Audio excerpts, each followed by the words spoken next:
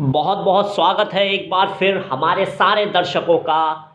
आपके अपने channel एनईएम news TV पर। जी हाँ दोस्तों, एनईएम न्यूज़ टीवी सच सबके सामने। तो एक और ख़ास प्रोग्राम के साथ आज हम आपके सामने रूबरू हुए हैं, आपके सामने मुखातिब हुए हैं, आपके सामने पेश हुए हैं। जी हाँ दोस्तों, आज एक बहुत ही ख़ास शख्सियत के ऊपर हम चर्चा करने जा रहे हैं और ये ख़ास शख्सियत है नेशनल इत्तेहाद मंच के मंडल संयोजक जनाब डॉक्टर इकरार रज़ा भारतीय साहब। जी हाँ, डॉक्टर इकरार रज़ा भारतीय एक बेहद शानदार नाम, एक बेहद शानदार पर्सनैलिटी, एक बहुत ही ओजस्वी वक्ता और ज़मीन से जुड़े हुए नेता। जी हाँ दोस्तों,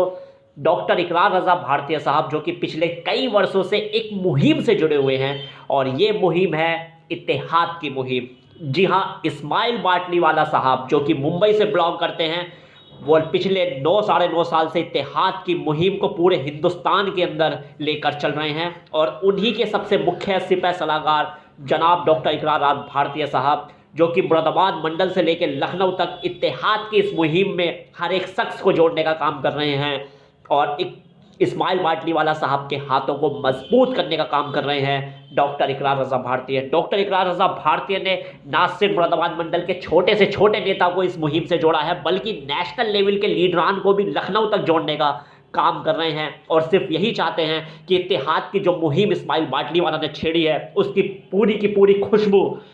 पूरे हिंदुस्तान में फैल जाए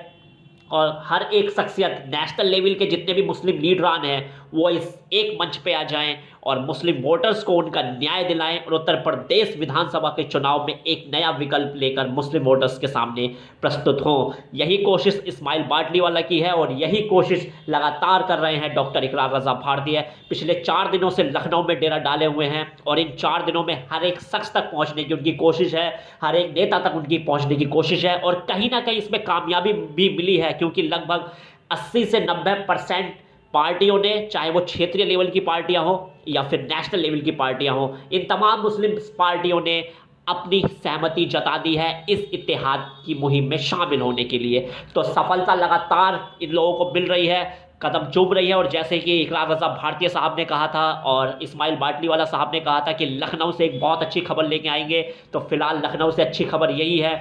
कि सिर्फ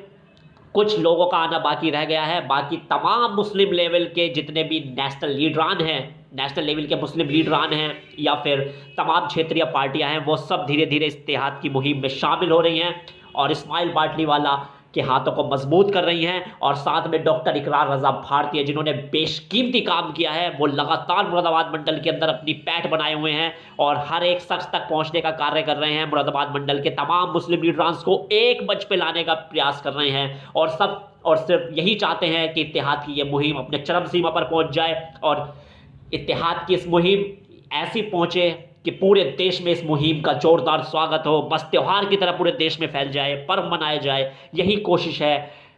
डॉक्टर इकरार रज़ा भारतीय साहब की। डॉक्टर इकरार रज़ा भारतीय साहब के बारे में एक बार फिर बता दूं, बहुत ही कामयाब शख्सियत हैं, बहुत ही अच्छे व्यक्तित्व वाले व्यक्ति हैं, इंप्रेशन इनकी पर्सनैलिटी है और बिल्कुल इत्तेहाद की इस मुहिम को नेशनल लेवल तक ले जाने का कार्य बखूबी कर रहे हैं। तो ये है डॉक्टर इकरार रज़ा भारतीय। बहुत जल्द इनका इंटरव्यू हम आपको कराएंगे एक खास प्रोग्राम में एनईएम न्यूज़ टीवी पर।